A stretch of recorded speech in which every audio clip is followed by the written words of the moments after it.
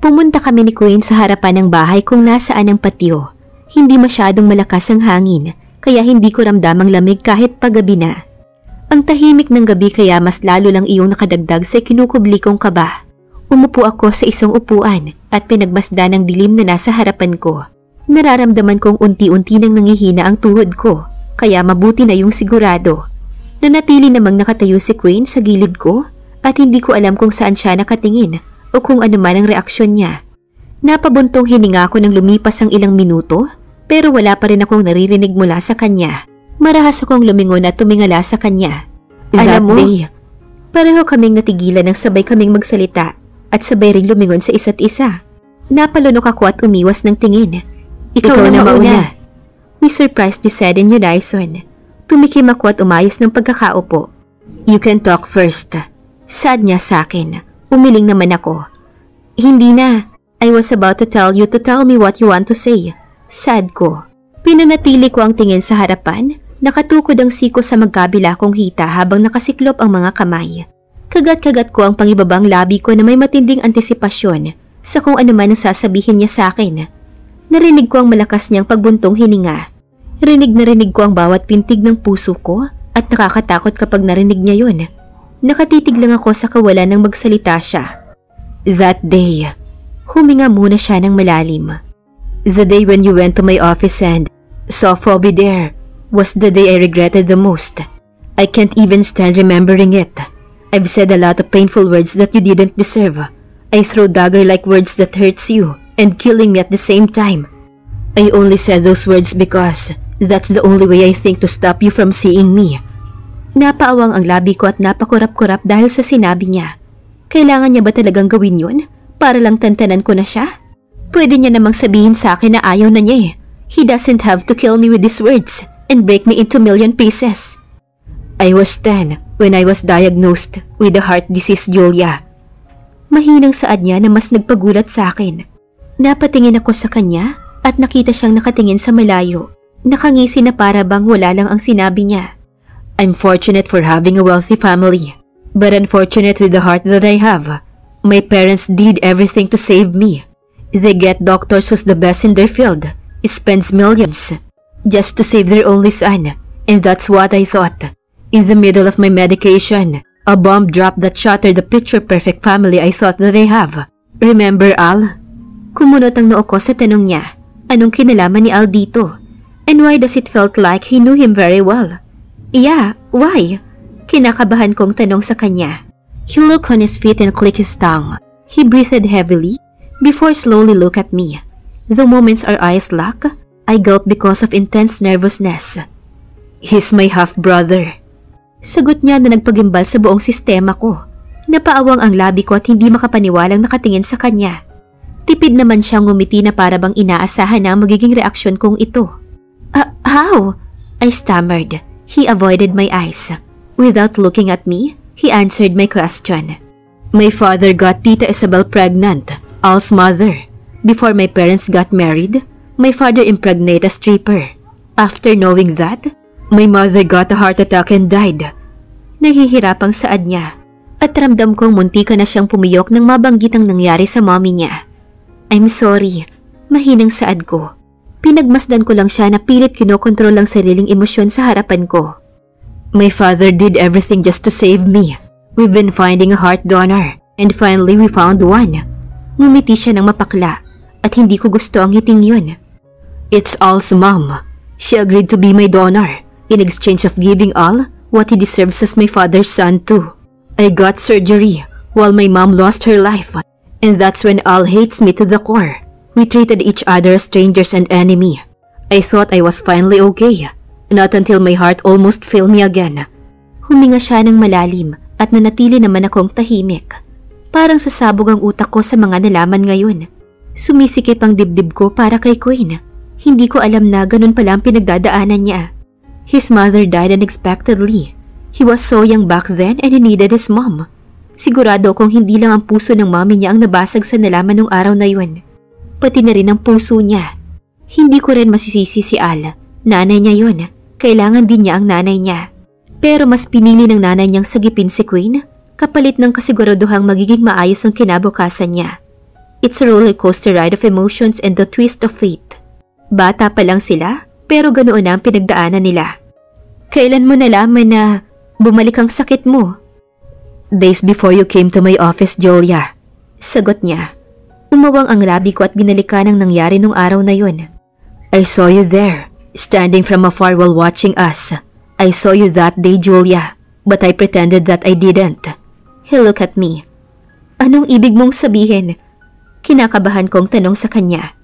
Nakita kita nung nakita mo kaming dalawa ni Phoebe, Julia. Saad niya. Tinaboy kita kasi natakot ako at ayokong dagdagan ng mga dinadala mo. Your father's still in the hospital and you're thinking about our child. Kaagad ko siyang pinatigil sa pagsasalita habang dahan-dahang tumatayo sa kabila ng panginginig ng buo kong katawan at panghihina ng tuhod ko. Hindi ko inaalis ang tingin ko sa mga mata niya. You knew? Hindi makapaniwalang tanong ko sa kanya. So all this time, alam mo? Nang tumango siya, hindi ako makapaniwalang tumingin sa kanya. Napabuga ko ng hangin para pakalmahin ang sarili ko. Pakiramdam ko, pinaglaruan niya ako at pinaikot-ikot. I just knew that there's some changes in you, especially in your body, Julia. I knew every part of it, so I would definitely notice every changes of it, even if it's the tiniest one. Saad niya. And yet, you pushed us away, Queen. Tinaboy mo ang anak mo. Paano mo naatim na gawin yun, ha? Nanggagalaiting tanong ko sa kanya. Pinapatay din ako bawat segundo, Julia. Iniisip ko pa lang na hindi ko kayo makikita. Para na akong malalagutan ng hininga. Para akong sinasakal sa tuwing naiisip ko na hindi ko siya makakasama habang lumalaki siya. Hindi niya ako makikilala bilang ama niya. Na hindi niya ako tatawaging daddy. Na baka kamuhian ako ng sarili kong anak at itaboy niya rin ako kagaya ng ginawa ko. Gabi-gabi, nagigising ako sa bangungot na ako ang may gawa. Pero anong magagawa ko? Nung mga oras na yun ang pinakamainam na desisyon para sa akin, para sa atin. Mahabang litanya niya, umiling-iling ako. Nagdesisyon ka para sa sarili mo, Queen, hindi para sa atin. You chose to push us away than to fight with you. Duwag ka! Napakaduwag mo, Queen! Puno ng galit at paninisi ang boses ko. Nakita ko ang paglunok niya. So stop insisting to be part of our life again. You don't know what we've been through without you. Hindi mo alam kung gaano ako katakot mawala si Lauren sa akin noong mga panahon na yun. Hindi mo alam kung ilang beses kong pinagdasal na kahit ako na lang, huwag lang yung anak ko. Kung ilang beses kong sinisi ang sarili ko, kung ilang sanang pinagsisihan ko. Hindi mo alam lahat yun. Kasi nagdesisyon ka para sa sarili mo. Nagdesisyon ka mag-isa, Queen. Julia. Tawag niya sa akin gamit ang basag niyang boses. Marahas kong pinahid ang mga luhang hindi ko napansin na kanina pa pala tumutulo sa pisngi ko. No, you told her about it, yet you couldn't even tell me. Because you already have too much in your plate. Pagkakakong natawa. Oo nga naman, no? Ano nga ba ako sa'yo? Pampalipas oras. Maaalala mo lang kung kailan mo gusto. At ako naman tong si tanga. Kumapit ako sa katiting na pag-asang sobrang labo naman. Umiling-iling siya sa akin habang tuloy-tuloy naman ang pagbagsak ng mga luha ko. You knew that I love you, Julia. Saad niya, kumirot ang puso ko. Ganyan ka ba magmahal, ha? Sabihin mo nga sa akin, ganyang klase ka ba magmahal? Julia, please. Nahihirapang banggit niya. Ako naman ngayon ang umiiling-iling sa kanya habang itinataas ang kamay. Patuloy sa pagpatak ang mga luha sa pisngi ko. Pinakinggan na kita, Queen. Pwede ka nang umalis. Matigas kong saad habang itinuturo ang direksyon paalis at hindi tinitignan ang direksyon niya. Nakalingon ako sa gilid ko at pinanatili ang posisyong iyon habang hinihintay siyang makaalis. Napaawang ang labi ko nang bigla ko nalang maramdamang nasa magkabilang bewang ko na ang mga kamay niya. Dahil sa kuryosidad kung bakit siya nakahawak sa bewang ko, tiningnan ko siya at doon ko nalaman na nakaluhod na pala siya sa harapan ko. 2 dipa ang layo niya mula sa akin. Nakaluhod at nakayuko habang hawak ang bewang ko. Nakita ko ang mahinang pagyugyog ng balikat niya hanggang sa naging mabilis na ito. Humigpit ang hawak niya sa bewang ko nang marinig ko ang mahina niyang paghikbi. Sumikip ang dibdib ko lalo na nang mapansin kong pinipigilan niya ang sariling umiyak palalo. I'm so sorry, love. Nahihirapan niyang saad sa kabila ng mga hikbi niya. I'm sorry. Please tell her that I'm really sorry. Sorry that you both have to go through that. I'm sorry that I'm a coward jerk and couldn't even fight for my own family. I'm not asking you to forgive me right away, but I'll work hard for it. Mahina niyang saad. Umalpas ang isang hikbi mula sa bibig ko at pumatak ang mga luha ko. Pinahid ko iyon, pero kahit anong pahid ko, ay tuloy-tuloy pa rin ang pagluha ko. Kahit nangihina na ang kamay ko, sinubukan ko siyang itulak. Imbes na lumayo ay mas inilapit pa niya ang sarili sa akin. Ngayon ay wala ng distansya sa pagitan naming dalawa. Niyakap niya ako sa bewang ng sobrang higpit. Queen, tumayo ka na. Mahina kong saad. Umiling-iling siya at mas niyakap pa ang bewang ko ng sobrang higpit. Kahit ilang segundo lang, kahit saglit lang, hayaan mo kung yakapin ka. Saad niya. Hinayaan ko siya sa gusto niya. Wala na akong lakas na itulak siya o maski ang sigawan siya ngayon. Gaya ng sabi niya, saglit lang niya akong niyakap. Dahan-dahan siyang tumayo sa harapan ko na para bang anumang oras ay matutumba na siya sa kawalan ng lakas. Nakita kong pinahid niya ang luha niya gamit ang braso niya nang hindi man lang ako tinatapunan ng tingin. Suminghot siya at ilang segundong pinakalma ang sarili bago ako hinarap ng tuluyan. I still want to be part of your life. To be part of our daughter's life, Julia. Gagawin ko ang lahat, mapatawad mo lang ako at hayaang maging parte ng buhay ninyong dalawa. This time, I won't be a coward anymore. Saad niya tuminga ng malalim. Good night, Julia. Nang marinig ko ang sasakyan niya na umandar palayo, unti-unti akong napaupo sa sahig. Sobrang nangihina ang buong katawan ko at ang sakit ng puso ko. Narinig kong bumukas ang pinto pero wala na akong lakas para lingunin pa kung sino yun. Naramdaman ko na lang na may yumakap sa akin. Mas pumalahaw pa ako ng iyak nang malamang si Daddy ang yumakap sa akin. Niyakap ko siya pabalik. Sobrang higpit ng yakap ko sa kanya na parang ayoko nang bumitaw pa. Ang tagal kong nangulila sa yakap ng isang ama. Ang tagal kong pinangarap na mayakap siya ng ganito kahigpit. Sa kabila ng sakit at pagkadurog ng puso ko, nakaramdam ako ng saya. Hindi ko inakalang aaluin ako ng ama kong walang ibang ginawa ko hindi ang kamuhian ako. Umiyak ako sa bisig niya. Inilabas ang lahat ng sakit na daladala ko sa napakahabang panahon. Pagod na ako magpanggap na malakas ako sa harapan nilang lahat. Kahit sa ganitong pagkakataon lang, hahayaan kong sarili kong maging mahina sa harapan ng ama ko. Kahit ngayon lang, kahit isang beses lang. Kinabukasan, nagising akong namumugto ang mga mata ko. Mabuti na lang at nauna akong nagising kay Loren, kaya hindi niya makikita ang mugto kong mga mata. Kaagad akong naligo at nagbihis bago bumaba para maghanda ng agahan. Natigilan ako sa paglalakad papasok sa kusina nang makita kong sino ang nandun. Gumuhit ang sakit sa puso ko at kaagad iniiwas ang paningin ng lumingon siya. I just thought to cook breakfast for you guys. Saad niya. Mukhang natataranta siya dahil sa panginginig ng boses niya. Hindi ko siya pinansin at nagtuloy-tuloy sa paglalakad papasok. Dumiretso ako sa ref at naghanap ng pwedeng lutuin.